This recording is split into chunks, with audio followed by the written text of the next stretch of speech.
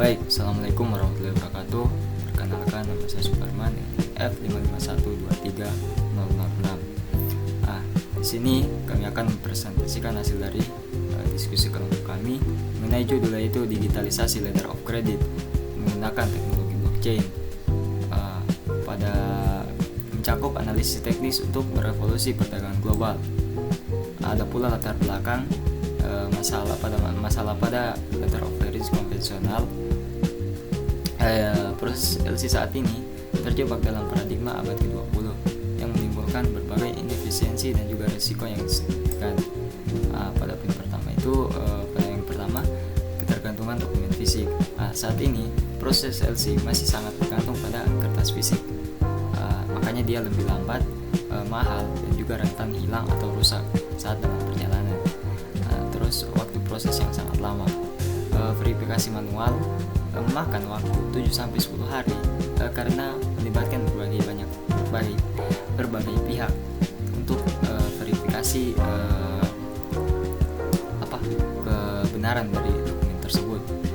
Terus ada pula risiko penipuan karena sistem berbasis kertas rentan terhadap pemalsuan dokumen dan juga fraud. Terus kurangnya transparansi di mana setiap peserta itu beroperasi dalam sistem terpisah, menciptakan asimetri informasi. Jadi kurangnya transparansi dalam dokumen yang begitu penting seperti letter of credit sendiri itu memerlukan transparansi agar kedua pihak percaya akan transaksi tersebut. Terus pada biaya transaksi tinggi, di mana akumulasi dari biaya perantara, proses manual, dan biaya kurir internasional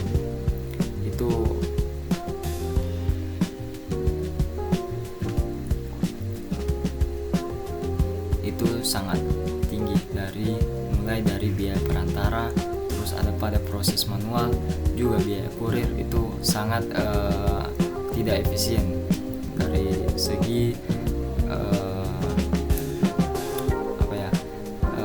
untuk dokumen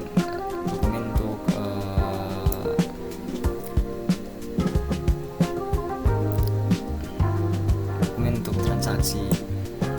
Terus lanjut pada proposisi nilai blockchain atau solusi modern.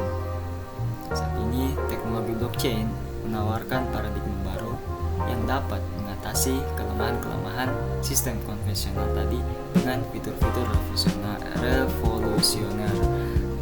Pertama ada immutability, yaitu tidak bisa digugat atau diubah, di mana tidak bisa disentuh. Immutability yaitu transaksi yang tercatat tidak dapat diubah, menghilangkan risiko pemalsuan dokumen secara fundamental. Jadi yang dimaksud transaksi yang tercatat tidak dapat diubah artinya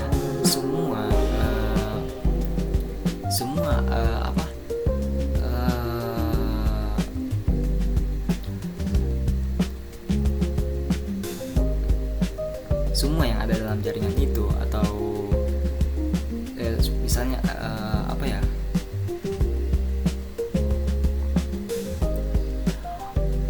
orang dapat melihat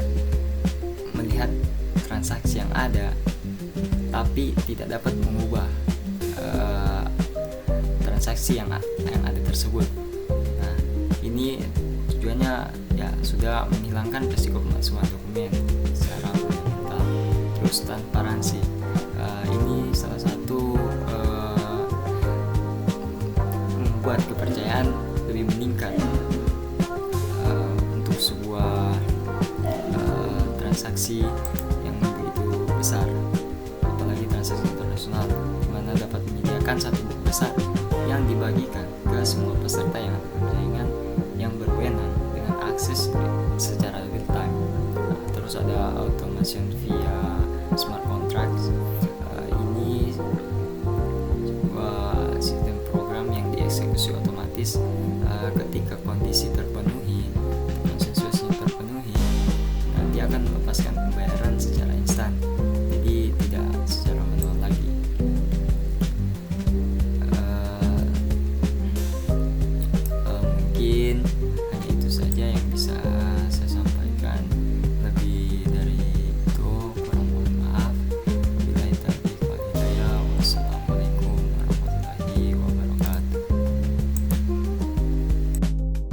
Assalamualaikum warahmatullahi wabarakatuh. Perkenalkan, nama saya Muhammad Fajar Asaf dengan NIM F551230040. Baik, selanjutnya saya akan menjelaskan slide selanjutnya mengenai konsep dasar hashing, fondasi integritas dokumen digital.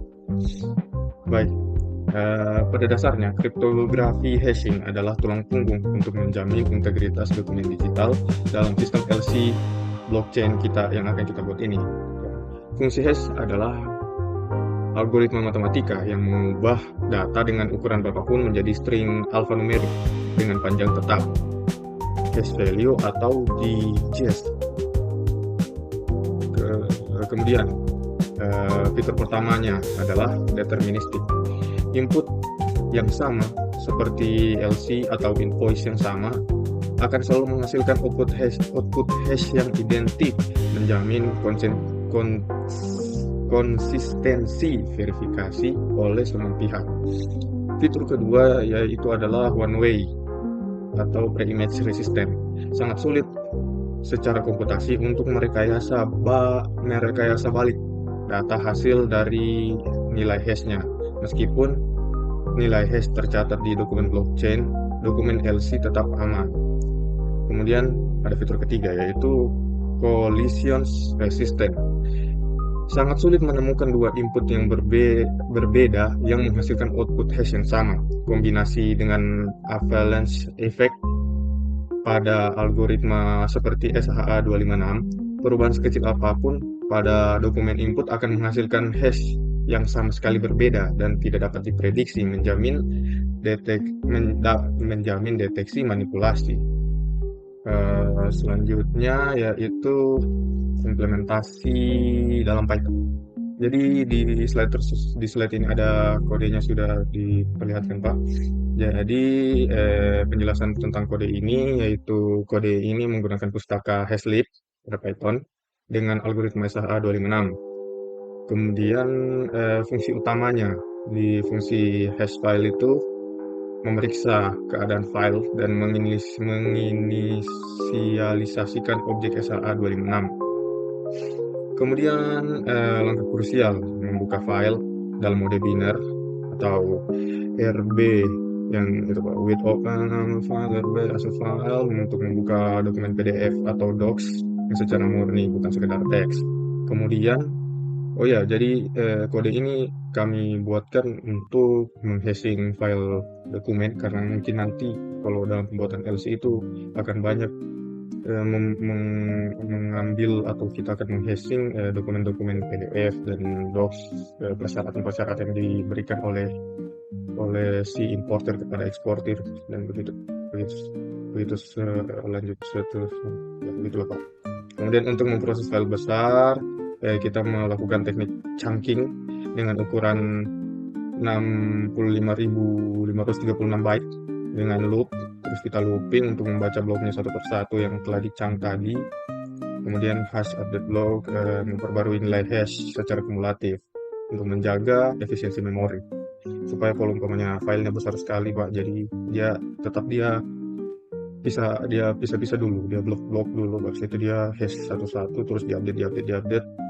Kemudian setelah byte semua diproses, kemudian mengembalikan nilai hash hasil akhirnya hexadesimal 64 karakter. Nilai unik yang menjadi sidik jarinya, nilai unik yang menjadi hash akhirnya. Kemudian nilai hash inilah yang disimpan nanti ke dalam blockchain sebagai bukti integritas. Sekian dari saya, terima kasih. Saya lanjutkan kepada teman saya. Assalamualaikum warahmatullahi wabarakatuh. Nama saya Fadil Akmal Zakaria dengan NIM F551230024. Nah, kali ini saya akan menjelaskan tentang mekanisme konsensus, yaitu Proof of Stake atau POS. Nah, menjaga keamanan melalui intensif ekonomi.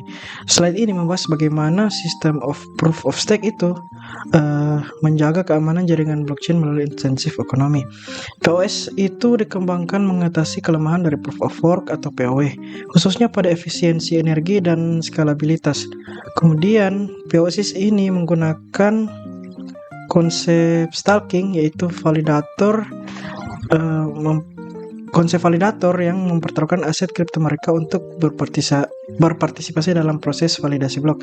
Selain itu, POS juga ini menjadi solusi terhadap masalah klasik dalam sistem terdistribusi yang dikenal sebagai Byzantine Generals Problem, yaitu bagaimana pihak-pihak yang tidak saling percaya ini bisa mencapai kesepakatan walau ada yang bertindak jahat. Nah, dengan mekanisme insentif dan penalti, POS ini atau Proof of Stake menciptakan kepercayaan berbasis ekonomi bukan dengan otoritas.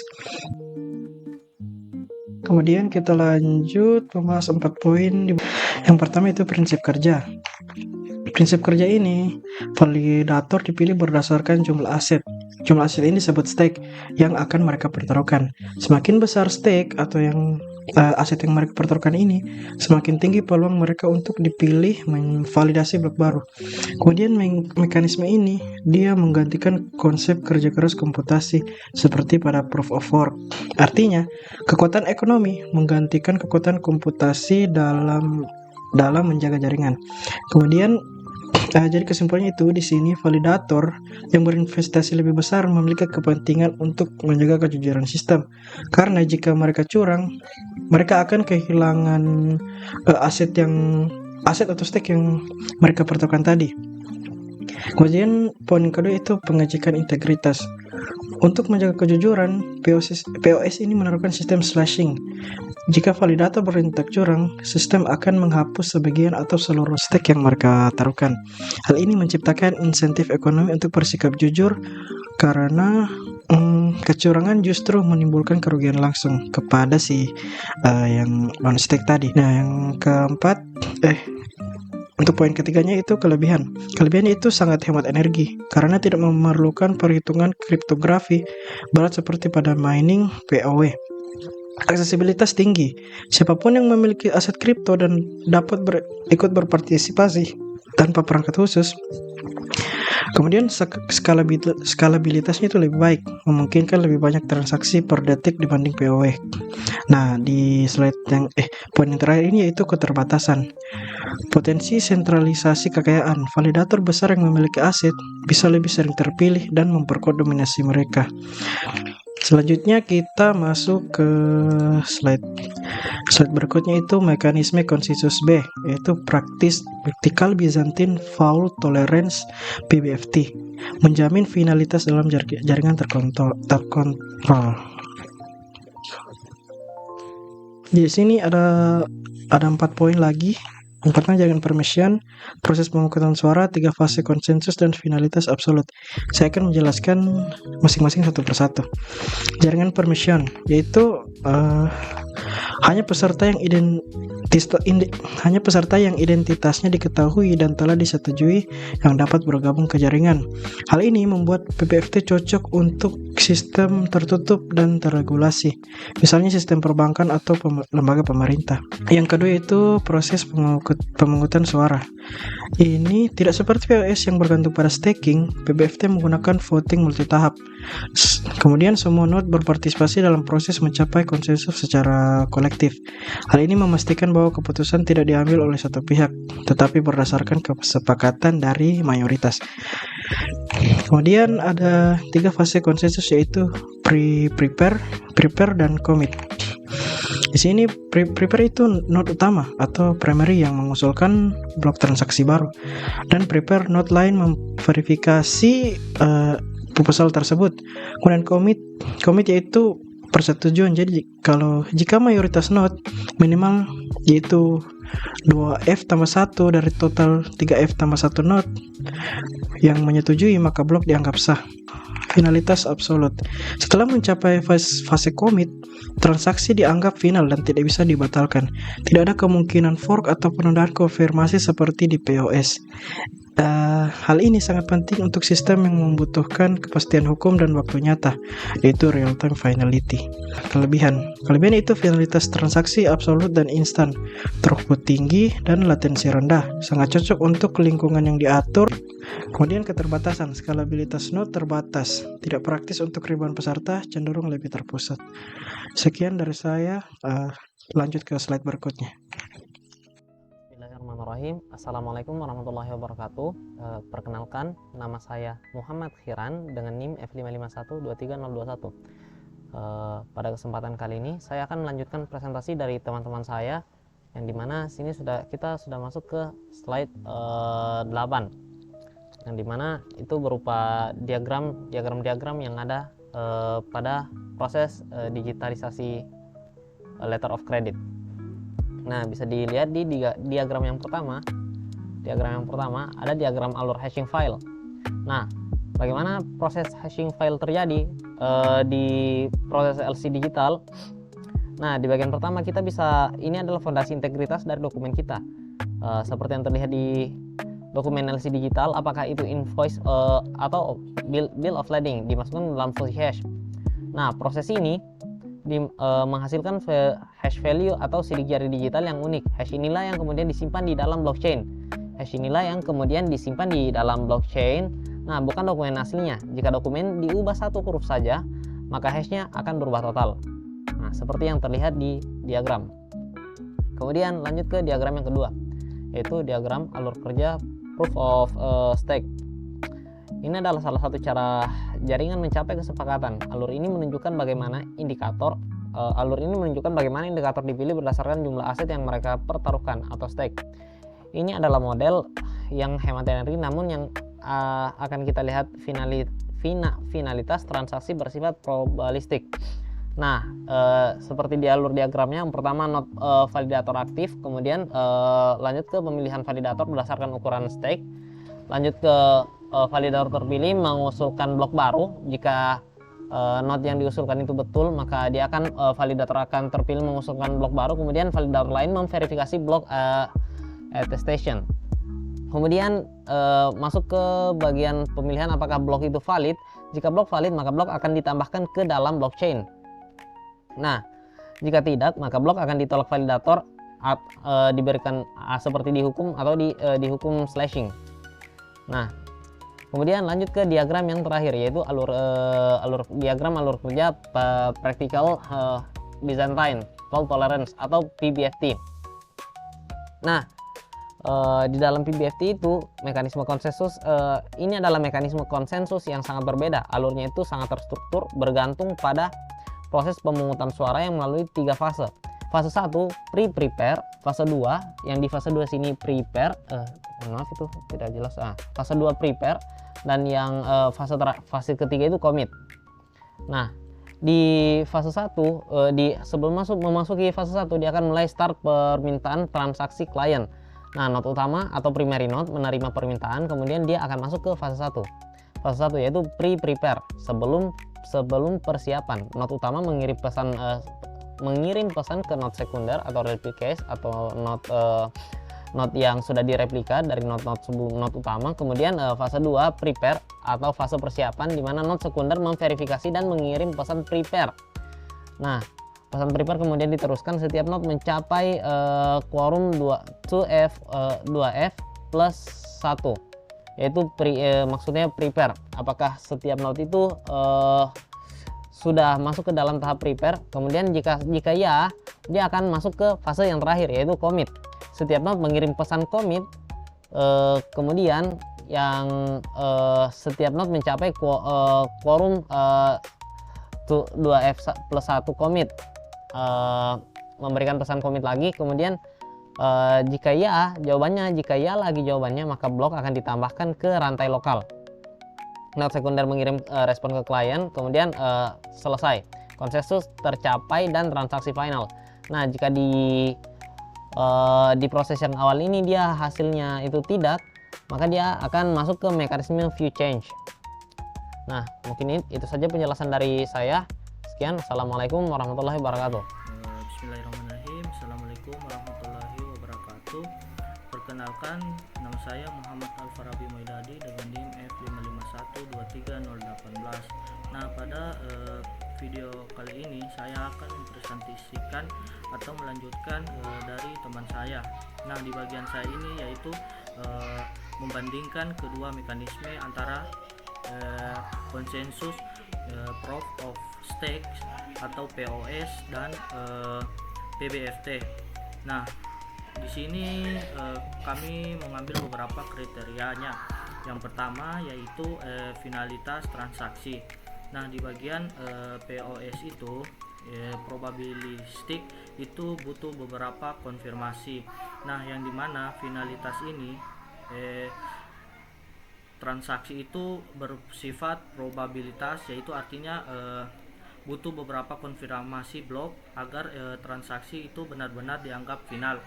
Ada kemungkinan kecil transaksi itu bisa dibatalkan jika jaringan itu mengalami fork. Nah, sedangkan di bagian PBFT itu absolute atau instan final setelah phase commit. Nah, yang dimana itu setelah mencapai tahap commit, begitu transaksi disetujui oleh mayoritas node, hasilnya langsung final dan tidak bisa diubah lagi.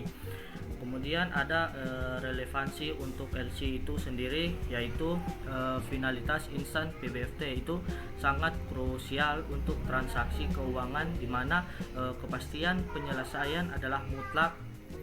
Kemudian kita masuk di kriteria model jaringan antara POS dan PBFT. Nah, POS sendiri itu permission itu bersifat publik, yang dimana itu siapa saja bisa bergabung dan menjadi validator itu tanpa izin. Sedangkan di PBFT itu menggunakan model permission privat, itu hanya peserta yang telah terdaftar dan disetujui. Nah, misalnya itu seperti bank atau lembaga keuangan yang bisa ikut dalam transaksi tersebut. Nah, relevansinya itu untuk LC-nya itu sendiri, yaitu permissioned itu PBFT sangat sesuai dengan regulasi keuangan seperti KYC dan AML, keterbatasan skalabilitas. Kemudian kita masuk ke bagian skalabilitas. Nah, di POS sendiri itu sedang hingga tinggi itu mendukung ribuan node, sedangkan PBFT itu rendah, tidak praktis untuk lebih dari kurang dari 100 node. Nah, yang dimana itu artinya skalabilitas POS itu artinya dapat mendukung ribuan node itu karena dirancang untuk blockchain publik besar seperti Ethereum. Sedangkan PBFT itu sendiri itu kurang skalabel.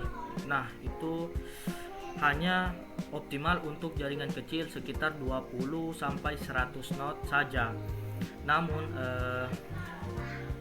kemudian kita masuk ke relevansi untuk LC itu, PBFT dapat diterima untuk jaringan LC yang pesertanya itu terbatas, itu hanya 20 sampai 50 bank saja. Kemudian kelebihan utamanya yaitu di POS itu sendiri itu bisa